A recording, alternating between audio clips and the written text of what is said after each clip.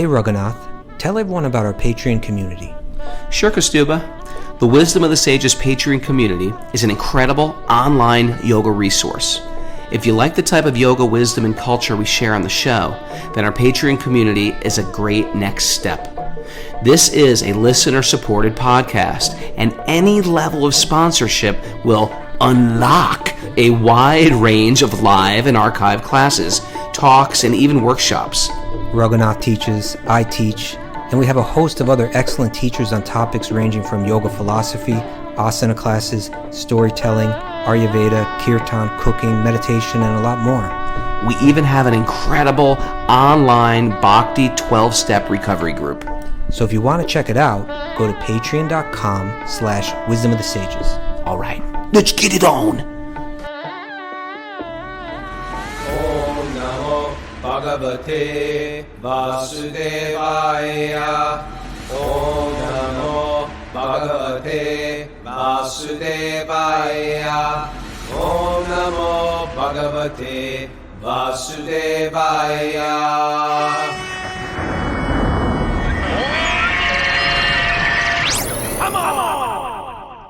Live from Super Soul Farm, this is Wisdom of the Sages, a daily yoga podcast with your host, Raghunath, and co-host and senior educator at the Bhakti Center in New York, Kaustubha Das. Welcome to the show. Welcome to Walk on Wednesday, people. This is the day we bring on somebody sort of interesting, got a little interesting story, or one of our Zoomers, and we invite them on to talk for a couple minutes. We pick their brain. We get to know our community. Welcome, everybody. Before we start, Kaustubha, all good with you? All's good. Yeah, I'm good. looking forward to the 500th episode coming up on Friday. It's the Friday 500 this week. We've done 500 episodes of this podcast almost in a few days. Isn't that unbelievable? Yeah, they just Find that start hard to to add believe. up. Yeah. But I'm looking, it'll be a festive day. There will be, we're going to bring on the Zoomers themselves to share their thoughts about how reading Bhagavatam, hearing from Bhagavatam daily has transformed their lives. and should they write in and express that they want to share, or do we just randomly say, you, Todd Harris, your turn? Well, people are writing in, like people that aren't Zoomers are writing in. They're sharing some really great stuff. So, yeah, everybody out there, please write into us. We're not going to be able to read them all, but we'd love to see them, and maybe we'll read some of those. And then also Zoomers will share live here too. So that'd be pretty cool. So if you want to share, Wisdom of the Sages 108@gmail.com, and then put Friday 500 in the subject. Yeah. Line, And then maybe we'll keep track of all that. People that are Zoomers that want to speak, they could just use that indication button, like where you raise your hand on Friday. They could do that.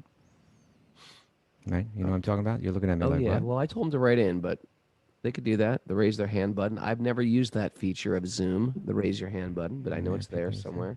Yep. And beyond that, there's a special announcement that we're going to make on Friday, right? It's secret. It's secret. But it's Don't big. tell them. Yeah, it's big. It's big, and it's something that for people that are listening, lots of people listen to Wisdom of the Sages, and maybe they take something from it. It enhances their life in some way. It entertains them in some way. It gives them something, a bit of inspiration or some tools for life, and that's great. But a lot of people want to go a little deeper, and they actually want to practice Bhakti Yoga, right? They want to make it their path in life.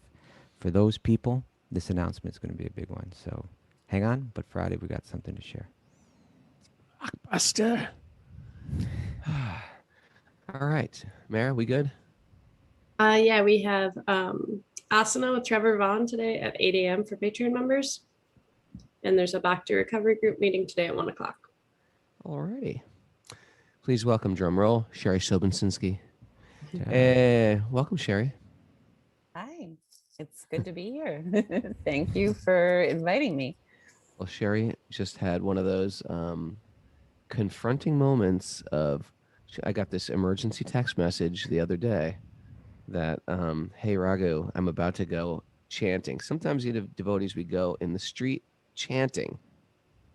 And even though that sounds With really music, great, I mean, right? With kirtan, with music. with kirtan singing, Yeah. you know, and sometimes it's like a beautiful professional sit down. It looks like a beautiful, almost like a presentation. Sometimes you're not even worrying about the people on the outside. You're just sitting in a circle singing. Sometimes you're doing a little parade walking. And so I think Sherry got, she's hanging out the temple there in Delaware with AJ Sullivan. And one of the really nice devotees there, this brahmachari from Mumbai, who we know is staying there. He says, let's go on a Harinam. So Sherry's texting me. She's like, I'm one of 3 people doing this. And we're just going to walk down like the main, I think it's where you live is like a beach town. You It's walk down the no, well, main. it's not a beach town. It's like a little small college town, but it's Hmm. small. And there's like one main street, and that's where like all the restaurants are. And They that's call kind it of where the everybody hangs out. drag. The They call, drag, they call it the yeah. drag, yeah. And so maybe perhaps we know your spiritual potency and your spiritual evolution, but maybe the whole world, as they're dining, does not understand who the hell is this crazy the, woman the walking rational approach that she's taken to her spiritual path, maybe everyone hasn't followed that step by step.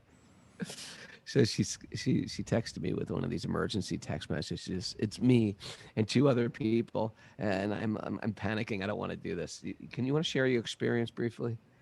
Sure. Yeah. I kind of knew that I would be doing a Harinam at some point because Raj Ras, who is the monk at our temple, Mm-hmm. he's been going out kind of like solo or with one other person.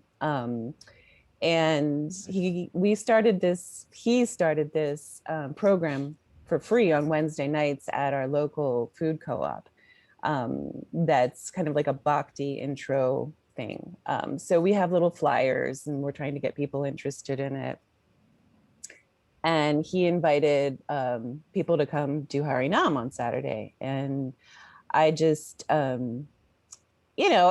was like, okay, I'm gonna try this, and as the day went on, I was getting like a little more and more nervous. And it was just like a couple minutes before we were gonna do it that I was just like, I was thinking about Raghunath and I was thinking about his story about book distribution and how he he was like, oh, I don't know if I want to do this. And he was I sort not of only like, did I not want to do it, He didn't do it. I was like, I'm not getting out of the He was, car like, today. I'm just sitting- staying here. You go out.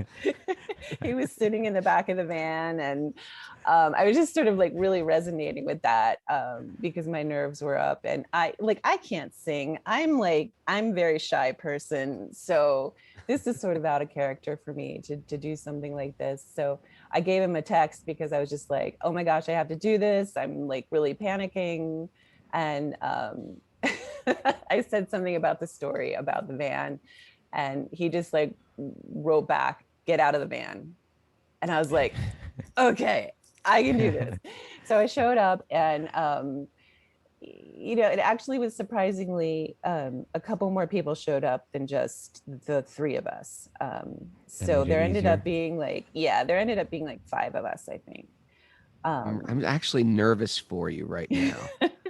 Now, were the other people like seasoned practitioners, or were they green like you? No, they were some of the people from the temple. And Okay. Raj Ras is very experienced, obviously, with this. So he was leading us. They gave me a tambourine. Oh man. There you go. Oh, here, this should make you more calm. Yeah, it's a prop, Yeah, actually, it was nice. It's something to hold on to. So we just started walking, and Raghunath's losing it over here. He's like, yeah, nothing will make you look less like a cult member than banging away on a tambourine as you dance down the street. well, we started walking, and we started out in a parking lot, which was pretty busy because it's like Saturday evening, like around dinner time, so there's a lot of people kind of out and about. And I've lived in this town for a long time, so I know a lot of people, and you end up just kind of like running into people. So we sort of started making our Small way. town, you probably know everybody. Yeah. We started making our way, and I just started chanting, we were doing the Maha Mantra, and How'd you feel? How'd you feel? Was it cool? Was it scary? Was it easy? Was it Did confronting? you Did you have a shed your ego? breakthrough? once I started, I felt kind of like a surge of, okay, this will be fine. But as we got onto the main street, That's where the heat turns up. and especially as we start walking by, like, the restaurants and people outside, and you just sort of see people look up, like, oh, like, what's this? A little parade. Yeah. So I don't know. I just did it. And it was, I sort of got into it, I sort of was feeling like, okay, I'm just gonna do this, and everything sort of felt sort of kind of like surreal, so it's sort of like a dream. It's sort of like a dream. And you made our way down the street, and nothing bad happened. I mean, there were definitely people who were smirking or kind of like, oh no, but there were also Did you people. sense? Yeah, I was gonna say, did you sense any people that were like, "Oh, this is beautiful"? Yeah, there were some people that were very receptive to it also. And Raj would sort of stop at certain places, like especially he would kind of stop in front of like the restaurant patios, which that was very intimidating. Because it was I'm just sure the restaurant owners love that.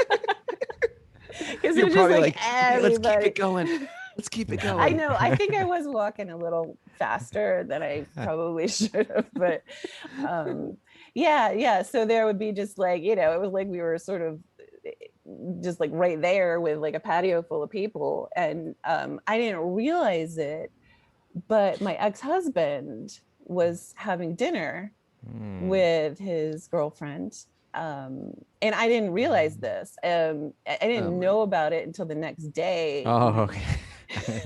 He I thought maybe noticed. and you were kind of raising that tambourine like from in front of your chest, like to in front of your face. Right. Getting in there. He noticed. And what happened? Did he contact? Well, he came over the next day to drop my son off because my son had been with him, and after my son left, he said, I want to have a talk with you. You're not taking our son out on that kind of thing, are you? He said, I saw you yesterday. And I was like, wait, Oh. what? I'm like, what do you mean you saw me? He's like, I was looking right at you and I was waving. You're like, And I was in a brainwashed haze. I couldn't understand anything. Yeah. So apparently he had been there at one of the restaurants eating, and he was trying to get my attention, but I didn't even see him. But yeah, he kind of gave me a talk and Sat you down. He was just like, what are you doing? Like, why why are you doing this? Isn't that the worst? Yeah. When someone you like, someone that cares about you or was Yeah. connected with you is like concerned about your Yeah. mental health. Yeah. Well, that's what it felt like. He kind of kept shaking his head and he was like, it's just too strange. He's like, it's just too strange, I think we have to be a little sympathetic to that. It's Yeah. just like culturally, it's can be shocking to someone. Yeah. And I think the fact that it's a real small town, my son had some problems with it. Because he was like, Mom, what if I'm out there with my friends and you come down the street? he's 16, he's at that age where it's, sort of things like that can make a big impact. So Oh my God, I could kill a 16-year-old. yeah. So that's a little tricky, but I went out and I did it again. Following, was it Monday? Yeah, I did it Monday or Tuesday. Second time out? Second time out was good. It was good. I ended up leading it for a minute because we have like the little microphone. We have like the little microphone, and there were 3 of us on that one. They gave you a microphone this time? Yeah, we kind of traded off, and towards the end, Raj was like, "Do you want to sing?" And I'm just like, "Yeah." Like, so good. I got in the zone, and I kind of felt empowered towards the end because it was sort of, talking about like ego and things like that, trying to overcome that, I kind of was feeling like, oh my gosh, like I don't even care. Like I don't care that I'm doing this. And That's like it called doesn't you're even liberated now. matter. You're a Yeah. liberated soul. Yeah. But but it's like, well, I'm in it. Well, I was in it. It was great, but then it's like thinking about doing another one. I get nervous again. I'm just like, oh, Yeah. because on this past one, we did have some people that kind of gave us some reactions that were a little difficult. So, You, it's, yeah. I can totally relate to everything that you're sharing, and I felt all those feelings myself. But like now, like in my own life, you see, I'm fortunate because we have the New York City Harinam crew. Like every day, if I want to, I can go out and join it in the streets of New York. And and as I said, I've experienced all the feelings that you've had. But like at this point in my life, like I've been into this for over 30 years. Everybody that I know knows that I'm into this, and I go and I say that like what anybody else is going to think is just like, not that I'm not concerned that we try to present it as nicely as possible, but like on a personal level of ego and stuff, I got, there's just, this is me, Yeah. and from that platform, when I sit and chant, I just try to like, just be a conduit of that spiritual vibration, just like, let me just sit here and vibrate it out, as nicely as I can with as much devotion as I can. And I really find, and I've been sharing some of these things on the show, but I really find like the philosophy that we talk about starts to open up to me, and like new realizations kind of open up to me, and new feelings open up to me. And it just becomes a really wonderful platform for experiencing bhakti, in special ways. Yeah. So, Yeah. but I'm proud of you, Sherri. I mean, I know it's not easy, and it's not like this is necessarily some rite of passage that you must go through or something in It's order to sort of practice this. Well, Well, in other words, I don't want people to feel like, oh, do I have to do that? But it's just like, Yep, they do. Richard O, Mara, Papa Tony, Tom Essig walking through the streets of downtown Chatham. but Come on. what I really enjoyed was when we had our picnic. Raghunath was leading kirtan, and it was just a beautiful kirtan. We were all sitting there, and I just felt like everybody in that park was just looking and saying, "Oh, that's nice." yeah. We get to a place where it's just it didn't seem like a spectacle. Yeah. It just seemed like these are just people doing what they do, and it's beautiful. Yeah. And Yeah. somehow we have to learn to present ourselves that way, I think. Yeah. And I never would have done it if it wasn't for Raj Ross. He's been an amazing motivator for a lot of us at the temple. AJ Sullivan and AJ. Jeremy are two people that I see a lot at temple. There's So you got a some lot of good other people there. people. What's this? You got some good people there. Oh my gosh, so many good people, and I'm relatively new there, but it's Delaware. We got to go to Delaware. Delaware. Delaware. Yeah, it's Krishna Village, ISKCON, Delaware. Okay. And it's just a wonderful community. I just feel so fortunate that I've found it, because it's really helping me with my spiritual life. I've been praying for a long time that I would find a group, a community, and also that I would find service. I've been praying a lot for service. Show me the right service. And all of a sudden I'm doing this, and I'm like, wait a minute. This is my service. I was kind of like, oh wow, this though, really? Like, I didn't expect that, But yeah. Okay, how about dancing down the main boulevard? How about another service? We'll give you a tambourine. Yes. Yeah. So, it's evolving. And I'm trying to let go of fear. This is a time in my life. Yeah. I'm trying to not be as guarded, because I've really been a guarded person for so many years. And there's nothing that says breaking out of the shell more than dancing down the main drag with a tambourine, chanting mantras. Yes. Yeah, that'll do it. That'll break it. So Well, we're proud of you, Sherri. Thank you. Very proud of you. And thanks for sharing that story. Thank you. Me and Kaustubha can definitely relate. Mara's sitting there trembling. She's like, he's gonna get me. He's gonna bring me to this now. He's gonna make me do it. I And the think answer Mara is could Mara, handle it yes. easy. I think Mara would be good. she's strong. I will say,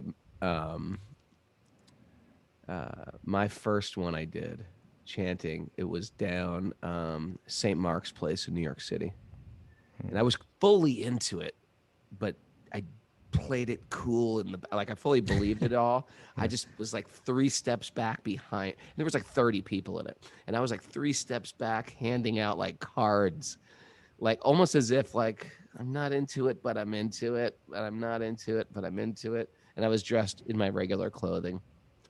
But then I got to a place at least like 3 years later, where I was so into it that I would do it alone in a full dhoti, walking up Broadway by myself, just chanting. Because Get my out of here! I just never a, knew about this. I would do it alone, walking by myself, because I just loved singing the holy name.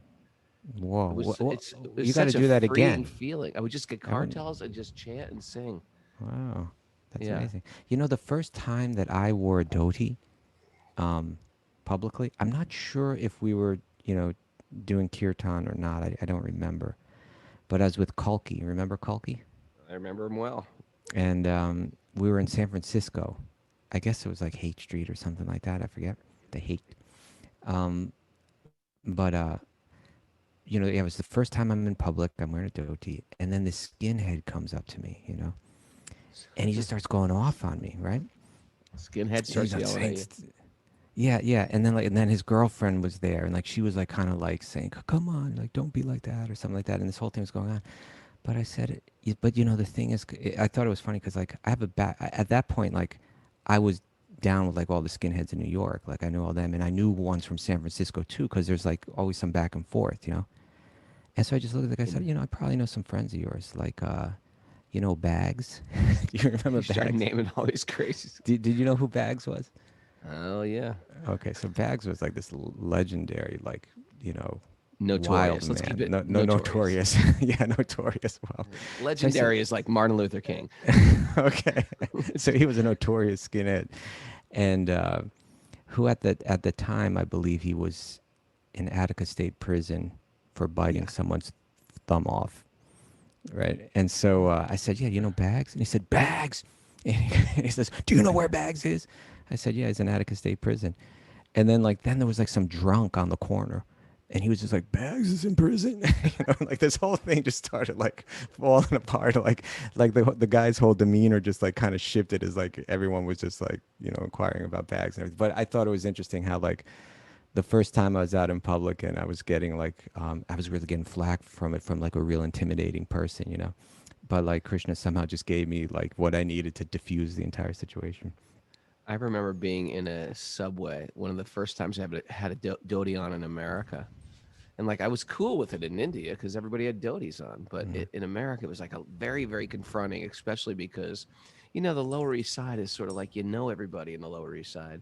So I was wearing like a champion hooded sweatshirt and a dhoti and sitting on the 6 train, and I was like, oh, I hope I don't see anybody I know. I hope I don't see anybody I know. I still had this like self-conscious stuff going on. And there was a lady that I used to work for, and she was like really good friend of mine. Like I knew her family and stuff like that. And she sees me, and she hadn't seen me for a while because I had been in India. And she's like, "Hey, Ray, Ray!" She's calling me from across the train. I was like, and she can't see me. She can't see my dhoti because I'm sitting down. She's like, "Ray, Ray!" And then I stand up and I said, "Christina." And she looked at me. She goes, As if nothing was different. she just, as if everything is perfectly normal. oh man. And she freaked out. It's all. She's freaked out, but she was cool. She's like, whatever. She's like, you'll grow out of it. It's a phase. He never grew out of it. I never grew out of it. It's one of those things, like it's part of like dismantling the false self. I had this idea of myself as this cool guy. Sherri thinks she's like the coolest lady in town in Delaware. And then all of a sudden in that in that brainwashed haze. She can't distinguish who's her ex-husband and who's not her ex-husband.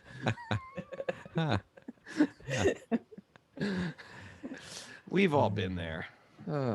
I've taken Henry, very sophisticated Washington D.C. Henry, who's one of our daily Zoomers. Mm-hmm. He was like me. He'd come to the chanting, the Harinam in the streets in Philadelphia with all the straight edge kids in the 90s, and he'd be like sophisticated, park his very nice car over in the side and walk behind, looking. He'd really want it to be, and finally I just grabbed him by the wrist one day, just threw him in the dancing kirtan. He was like, He experienced liberation that day. You experience a type of liberation where you're free from all anxiety. And it's such a great feeling to be aloof to public opinion. There's like, do I care? Do I care what they think? Do I care what people think? And finally you're like, Harry Ball, I don't care. And that is a great place to be, people. That should be the name of your book, Raghunath. To be aloof to public opinion. To be aloof to public opinion by Raghunath. My most embarrassing moments. That'd be great. Including the Calcutta Book Fair story. Oh, man, you don't want to know. We don't want to go there this early in the morning. Okay. All right. Let's kick this Thank thing you, Sherri. off. Thank you. Thank you, Sherri. Thank you. Narayanam namaskritya naram chaiva narottamam devim sarasvatim vyasam tojayam mudiraye. Before reciting the Srimad Bhagavatam, which is our very means of conquest, one should offer respectful obeisances to the Supreme Lord Narayan, unto Narayan Rishi, the supermost human being, unto Mother Saraswati, the goddess of learning, and to Srila Vyasadeva, the author. Nasta prayeshva bhadreshu nityam bhagavat sevaya bhagavati uttama shloke bhaktir bhavati naishtaki. By regular attendance in classes in the Bhagavatam and by rendering service to the pure devotee, all that is troublesome to the heart will be eradicated, and loving service to the Supreme Lord, who is praised with transcendental songs, will be established as an irrevocable fact. Om Agyana Timarandasya Gyananjana Shalakya Chakshurunmanatam Yena Tasmai Shri Gurave Namaha. I was born in the darkness of ignorance, and my teachers are opening my eyes with the torchlight of knowledge. I offer my obeisances at their lotus feet. It's really true, huh? Every day I get some nugget to apply to my life. And the more serious I get about bhakti, the more nugget comes. And the nugget comes right when you need that nugget. That's the beauty. That's the beauty of this. It's a real practice. It's not just like hey, you should try this.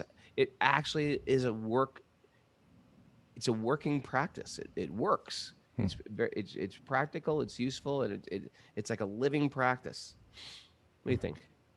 I'm with you. Kaustubha? Yeah, I'm with you. Shall we dive in? Yes. There's going to be plenty of nuggets for you right here.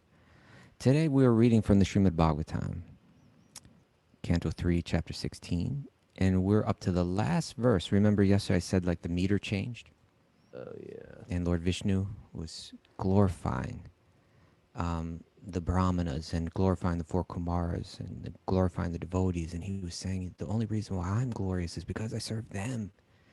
You know, and people that respect them, you know, they gladden my heart, and people that disrespect them, you know, they get torn up by vultures.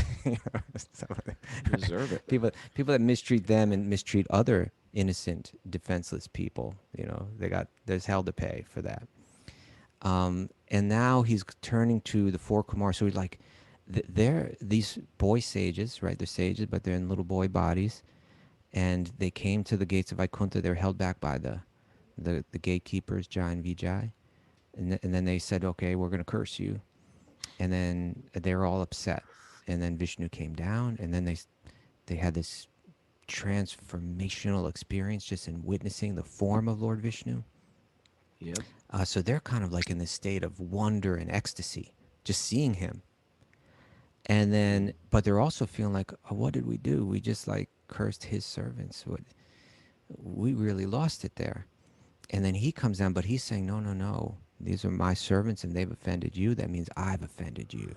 You know, I've done wrong. Please forgive me. And they're like, hold it, what? They're just having a hard time kind of like putting the whole thing together. Like, but you're God. And apologizing you're to so me? beautiful, What? and we feel bad about you. And you're saying you're apologizing to us. We don't get it. But it's really Lord Vishnu revealing his softness, you know. his love and his appreciation, his own humility, his own vulnerability. It's amazing. You know, it's a fascinating way to think of God. And I can't think of, you know, while I appreciate that there's truth and wisdom and beauty in so many of the world's religious traditions, I'm not aware of any passage like this, you know, where God is coming down and apologizing, you know, and saying, Incredible. yeah, I had the exact same realization. I think I even got into it yesterday, or maybe it on was the day Sweet Baby before Krishna. yesterday on Sweet Baby Christian. Is like, I love the depth. I love the realizations. I love the philosophy. I love the culture. I love it all. I love the gravity sometimes. But where else do you get these sweet stories? Yeah. You get it mixed. It's almost mixed in with like a cartoon or some type of like Norwegian epic or something like that, and then all of a sudden it's got this incredible depth and dive and a rate and Excuse information me, just on daily practice. a Norwegian epic. What? What Aren't are there you Norwegian epics? I don't know, but like, I don't even know what that's I supposed to think there mean. are. A Norwegian Yeah, they're epic. Okay. Norwegian epics. It's what the Vikings read. Okay. Oh, you mean like stories about Vikings? No, What do you about their mean a gods, Norwegian about the epic? Norse gods, my friend. Oh, about the gods. Okay. Mm, Okay. Norwegian epics. Okay. Ask Ase Johansson. She knows all about the Norwegian epics. Maybe someone can help us with that. Yeah, yeah, I'm with you. You know, and you know that Beowulf. There we go. Beowulf. Beowulf. And so, but yeah, I agree with what you're saying. It's like here, you know, many of the conceptions of God that we've been fed are so unappealing, right? They're Oh yeah. scary, or they just, you know. But here, it's like every time Lord Vishnu appears in Bhagavatam, you know, and it gives this lengthy description of what he looks like and how the clothes that he's wearing and the jewelry And that he's wearing and the and how he relates well, to yeah, people. it'll mention his smile, you know. He's got this gentle, beautiful smile. You know, he's like, when you see him, you're like, oh my God, this is just so good to see him. You know, just seeing him is just I'm feeling overwhelmed. I'm feeling waves of happiness, and it's not like some kind of big scary judge showing up. And so, Yeah. so not only that, but like, so the Kumars are feeling it. Oh my God, it's so good to see him. It's just like my heart is just like overwhelmed with waves of ecstasy, just seeing his form. And then he starts to apologize to them, and they're like, "Hold it, what?" You know, it's like going even further, right? Sure. Okay. Well, it's like having a family or a government where if you act, like in Singapore, we always go to Singapore, but Hmm. in Singapore, you just can't smoke marijuana. If you have marijuana in Singapore, what is it, the death You're in penalty? Can trouble. you Google that up, please, Mara? It's either the death penalty or it's like I life don't in think it's the prison. death penalty. It's something it says as you're like Yeah. flying over Right. as you're landing in Singapore, it'll say, "Hey, by the way, there is absolutely no Right. marijuana in this country," and it gives you a warning. And it doesn't matter if you have if you're American and you have parents that are lawyers. It's like it's over, and Mm. there's spitting on the street is like a ridiculous fine. There's some countries that just want Japan, right? Japan, you can't if graffiti is public caning. In I'm Japan, serious. So I don't there's think. where am I going with this? Or Mary insight here? All right, so I got some info for you. They don't publicly cane in Japan. Number one. Number two. Possession or consumption of cannabis in Singapore can result in a maximum of 10 years in prison with a possible fine of $20,000. Oh, I thought it It's was not life in death prison and penalty. death. Well, that's Not not so that bad, 10 years. Not so bad. Oh, maybe I'll give it a try. Give it a wing. Hey, but my point being is Yes. sometimes when you have a government or even a parent that is so extreme with rules, it's like you're following rules just based out of fear. Mm. And that is a way to control people. It works. Mussolini did it, Hitler did it, all these, Pol Pot did it. But there's difference when you're leading with love. And there's also households that people do what they want because they have such great appreciation and love for the parent. Like they don't want to step out of line. I don't want to hurt my parents. My parents have done so much for me. If we can create that type of dynamic, it's so wonderful in a family. But here it's like setting the stage. This is how we're going to lead. Krishna is leading like this, or Lord Vishnu is leading out of this loving affection. And it makes us attracted to being on the path because we want to please Lord Vishnu. We want to please the great Mahants, The heart becomes Mahatmas. bound, right?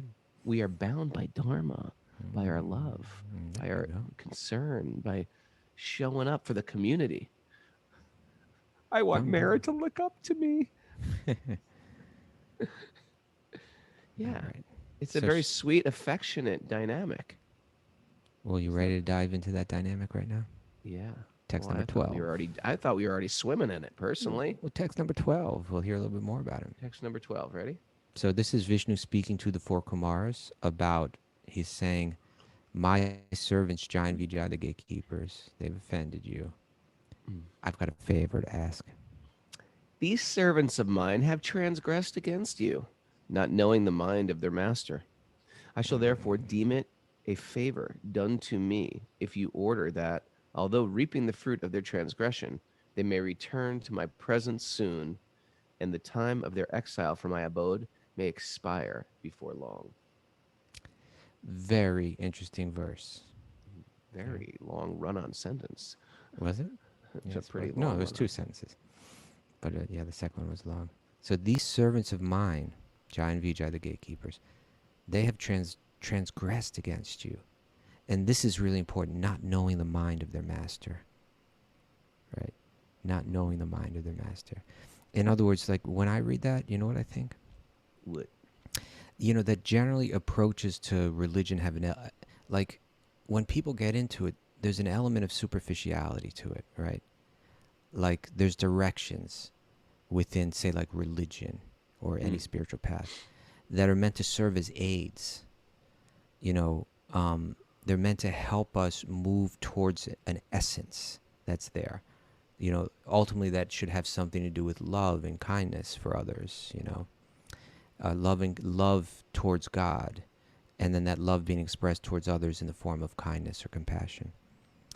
But those same directions, if seen only superficially, and we don't understand the essence of them and how they're meant to serve the uncovering of that essence, then they become used as like rulers to judge other people, and which is ultimately like a way of reinforcing one's own false ego, you know.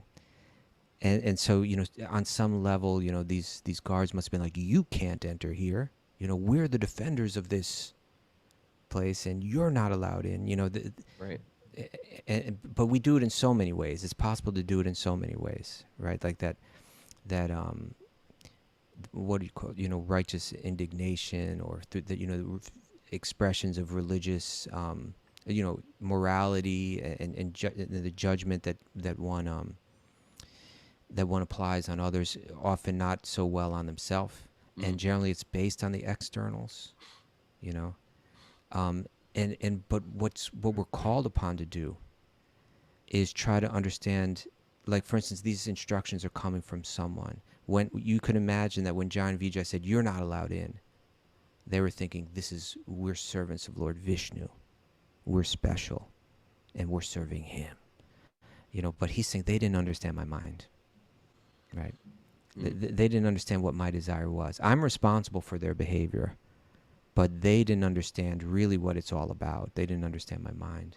So we always have to try to understand the inner or the more subtle truth behind the guidelines and the instructions. Sure. And as a disciple of a guru, one is called upon to try to understand the deeper intention, or you could say the mind of the guru. And you know, a verse that speaks to that. Everyone has to follow the mind.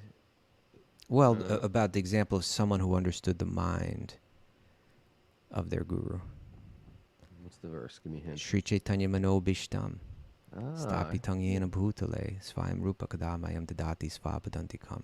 When will Srila Rupa Goswami Prabhupada, who has established the mission, who is established within this world, The mission to fulfill the mission to fulfill. to fulfill Lord Chaitanya's desire, Give me his shelter under. give me his shelter feet. under his lotus feet. Yeah. Boom. Boom. Nice, Raghu. Yeah. So Sri Chaitanya, you know, Sri Chaitanya, who is, you know, his guru, right? Sri Chaitanya Mano Bhishtam. Abhishtam means what he desires, and Mana means the mind, right? Sri Chaitanya Mano Bhishtam. No, he knew the mind. He understood the mind of Sri Chaitanya, and therefore he was able to establish within this world his desire, you know. And so here we see an example of servants who didn't understand the mind. So he said, right, these servants of mine have transgressed against you, not knowing the mind of their master. Okay. And then he says, I shall therefore deem it a favor to me. If you could do this, I'll consider you did me a favor. Right? If you order that, although reaping the fruit of their transgression, your curse is going to play out. And that's going to mean they're going to go to, remember what they said. It's like, you've got this duality vision. You're seeing friends and enemies and so on. That doesn't belong in Vaikuntha. That's the mentality of the material world. You should go there. So that's the curse.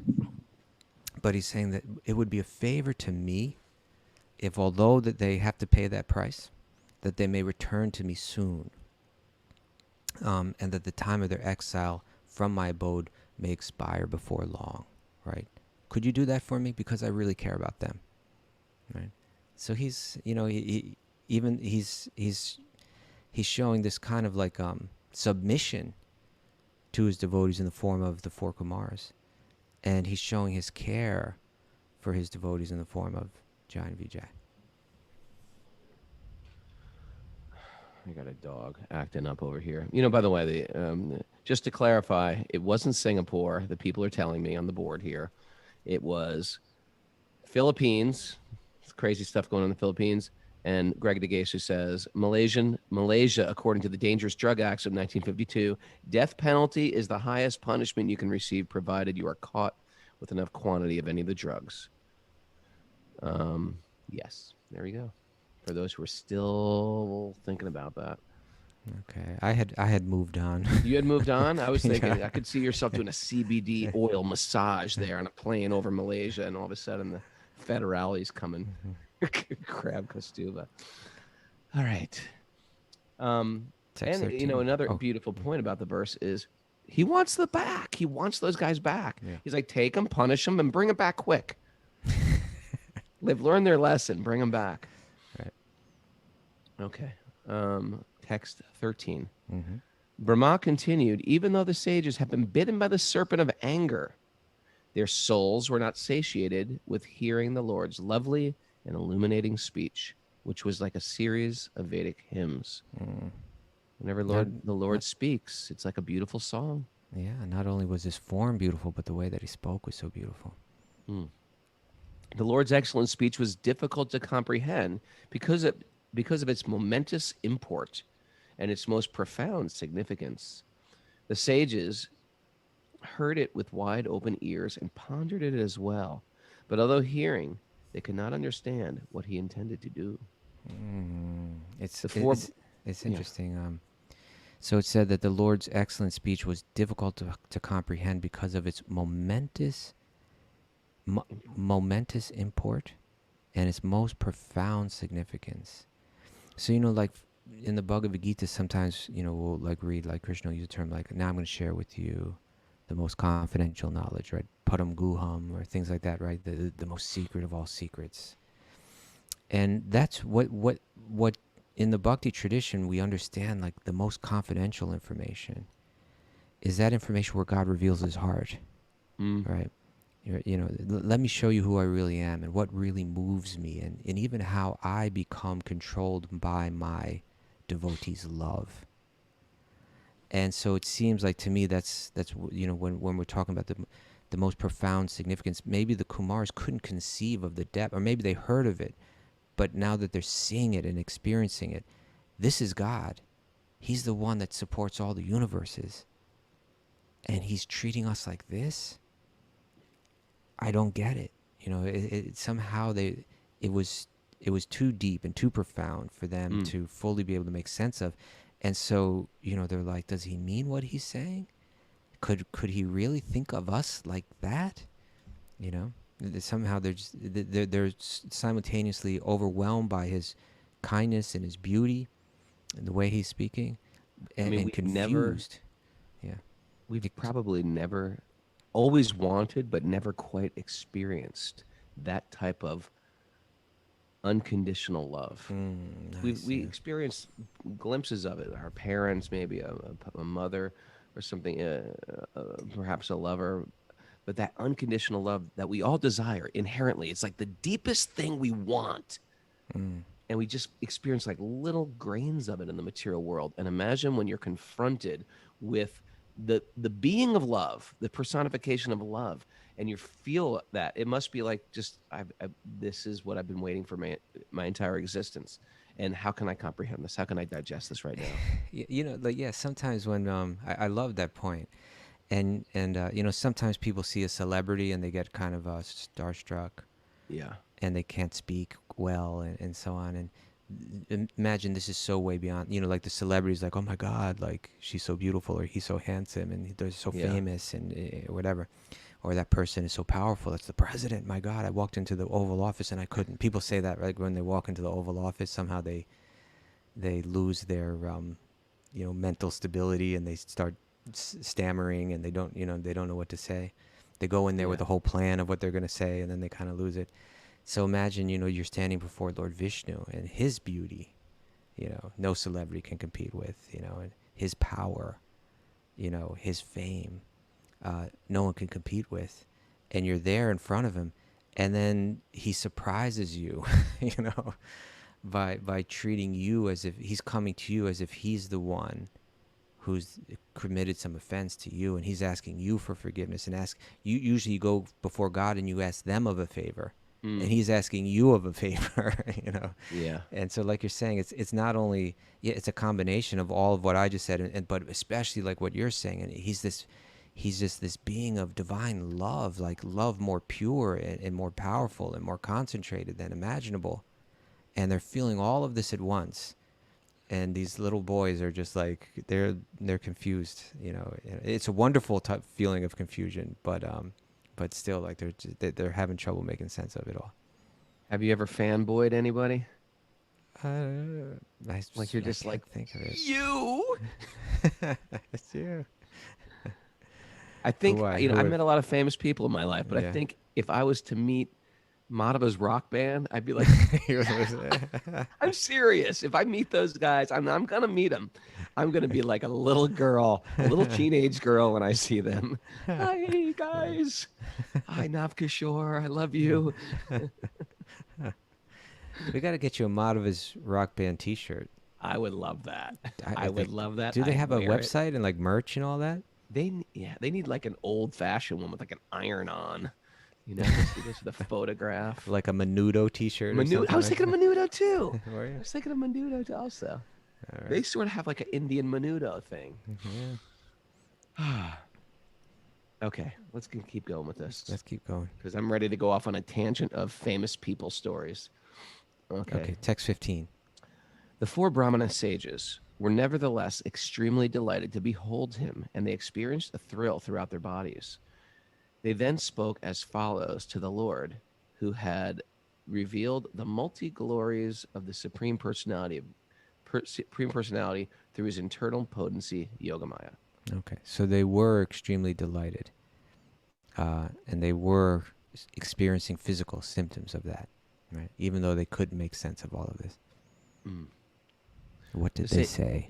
The sages said, "O personality of Godhead, we are unable to know what you intend to do, what you intend for us to do.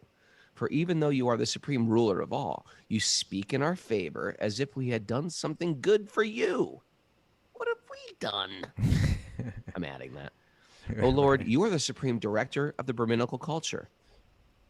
You're considering the Brahmins to be in the highest position. Is your example for teaching others? Actually, you are the supreme worshipable deity, not only for the gods, but for the Brahmins also." Okay, so that's going back to what he said earlier. Remember, yesterday we read that he made this amazing statement that he said, the only reason that I'm worshipable, right? And I can add, you know, not that universes emanate from his body, right? Not that, you know, pretty impressive. yeah, I mean, that should be enough right there. But he says it's because I serve the devotees, because I serve the brahmanas. That is the only reason why I'm worshipable. And so what they're saying is that that you are the supreme director of Brahminical culture. What it means to be a Brahmana comes from you. The fact, that they even have a Brahminical culture to follow is because you've given that. And so when you speak about the Brahmanas being in the highest position and you're being their servant, well, that's just your way of teaching us who we need to honor in life. Right, we teaching by example. Teaching by example. But actually, you're the supreme worshipable deity for the Brahmanas, for the gods, for everyone, even the Devas, right? Text 18. You are the source of the eternal occupation of all living entities. It's like the dharma of all living entities. You're the source of it. And by your multi-manifestations of personalities of Godhead, right? Multiple forms, right? You have always protected dharma. You are the supreme objective of dharma. And in our opinion, you are inexhaustible and unchangeable eternally. Okay. Mystics and transcendentalists, by the mercy of the Lord, cross beyond nescience. Hold on. Are you on the next verse? 19, yeah. Yeah, let's stick with 18 here for a second, Raghunath. This is like... Dissect 18? Yeah, this is like... They made a series of statements here related to dharma. You are the source of dharma. You protect dharma. You are the confidential object of dharma. And you're inexhaustible and unchangeable, right? I mean, we could have spent the whole day just speaking about this, because it's, dharma is so important. Now, here we see in each line of this verse is mentioning like one of these points, right? Tattva sanatano dharma. We hear the term sanatana dharma here, right? Right. This it means the eternal dharma. Like we have a dharma of our body. Yeah. You might be good at selling real estate. You might be good at numbers. You might be good at art. But there's also a Sanatana Dharma. There's a Dharma of the soul that we all have, which is, I'm here to give love. I'm here to serve. So that's a Dharma that we all share. And it's got nothing to do necessarily with our external body. It's more got to do with our eternal identity, our real identity. And then there's the Dharma that we have of this world. So this Sanatana Dharma. And that sometimes people will give that, they don't call, well, what religion are you?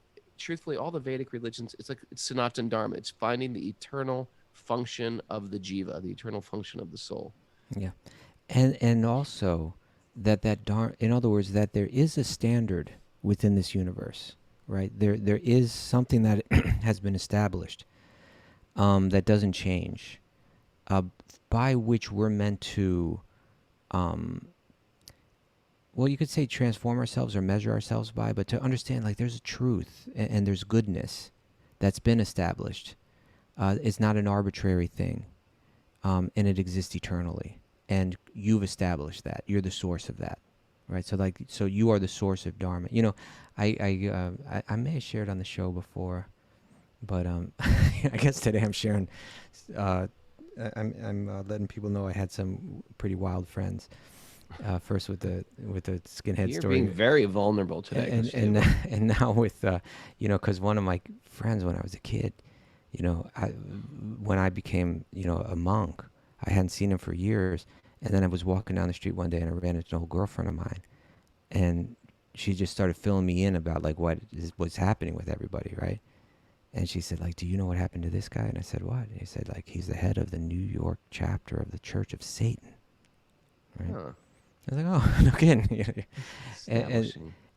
and so then I looked him up and I looked up the Church of Satan to really understand what it was about. And it's not that they believe in a dark being named Satan, but they're actually like, they're tricking you, Kaustubha. They do believe in that. Don't listen to them. They believe in Satan. Don't start associating with them. But they're good. They're good people. You got to get to know them. What they believe is actually kind of related to what we believe in one way, is that they believe that their upbringing. Mute him now. Mute him. He's taking over the show. Satanism. No, they believe that like we've had these samskars impressed in our mind, like through the Christian church, that are impeding our happiness in life, right? all of the, and they say that it's all Raghunath is My mom will kill genuflecting. me if they listen to this.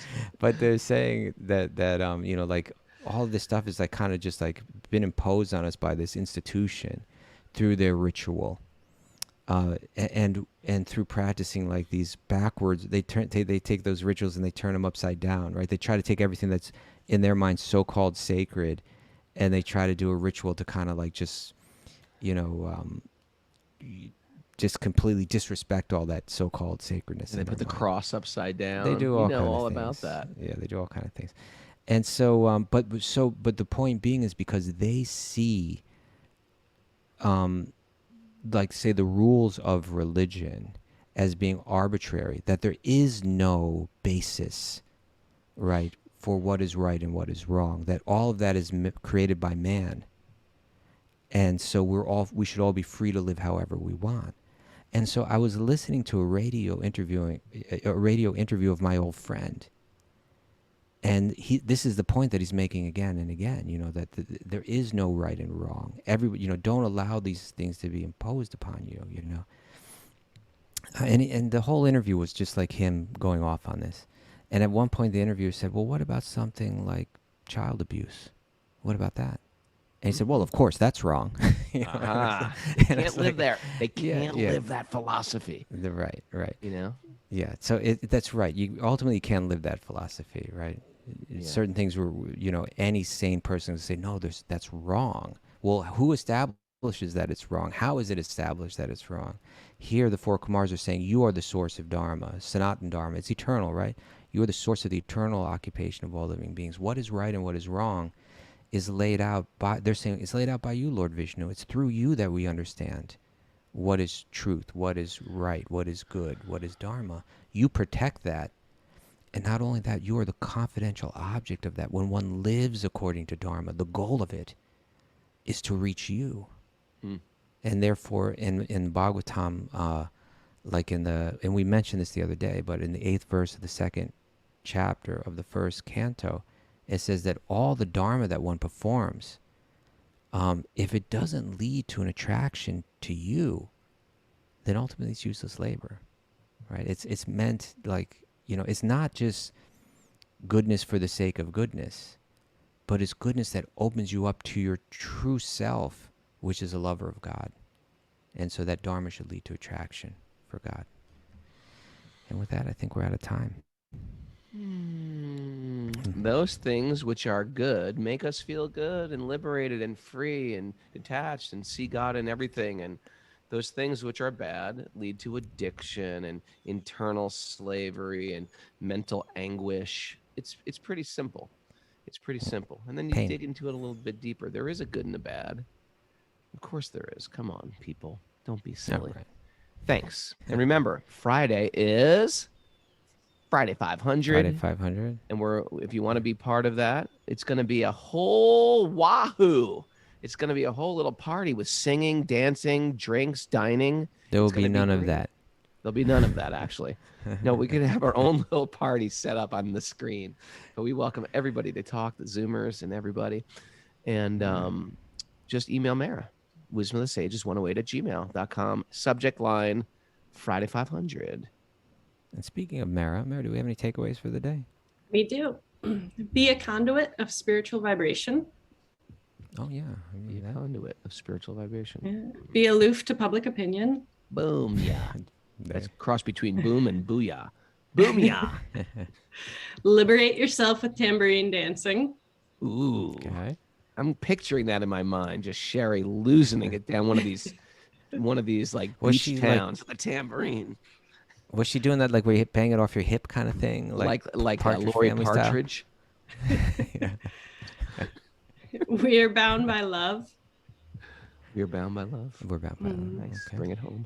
Vishnu teaches by example. Boom. Booyah. Haribo, I don't care. That's a Booyah. ragged I one. don't remember that one, but whatever. Yeah. Get out of the van. Get out of the van. Boom, yeah. Serve your punishment, but come back soon. All right. Come back tomorrow. Your Vishnu goggles blind you. to Your your ex eating dinner on the street. to your ex eating dinner on the streets. The haze, the brainwashed haze, the love of God haze. She could not see Sherri dancing in ecstasy. Thanks everybody for joining us. What a great day. What a great day to start a great day. What do you think about that? I Thanks agree. everybody. We have lots of stuff going on today. There's 2 women's recovery groups meetings today. One If is you're- co-ed and one is women, I think. One is co-ed. Men, do not try to sneak into that women's one. For women's, ladies only. Is there a sweet baby tonight? No, That's it? there is That's it. not. I think Okay. they're doing an interview with Chaitanya Charan tonight. Oh, you're doing Chaitanya Charan tonight? I think I am. Is that tonight? Yep, tonight at 5 o'clock. I don't know if it's live or not, but I'll put up No, the it's link. not. He doesn't do it live. But Okay. then it'll come out a few days later. Something. I'll post the link if you guys follow me on Instagram, Raghunath Yogi. At Well, Raghunath I do it Yogi. next week with Chaitanya Charan. What's your Oh. subject? My subject is you. We're talking about you tonight. Oh, What do no. you think of Kaustubha? What do you think about all this talk about the devil on the show? Do you think it's appropriate to keep talking about the devil on a devotee show? I say no. I say no. You I call tried to the stop devil, him. he will come. That's what my mother said. You call the devil, he will come. And I was doing internal sign of the cross the whole time you were talking about the devil, glorifying his majesty. I will listen to it and consider it deeply and sincerely. But in the end, I don't know which way I'm going to go. Yeah. And, you know, I train brahmacharis well. Look at this brahmachari here. He's just chilling out. This is what this guy... He's dancing normally at this time. He's taking a little snooze today. I caught him snoozing, and now he's just in cat mode. This is what... I thought he was going to be studiously taking notes, these brahmacharis, and instead he's like, petting that cat half asleep. What am I going to do?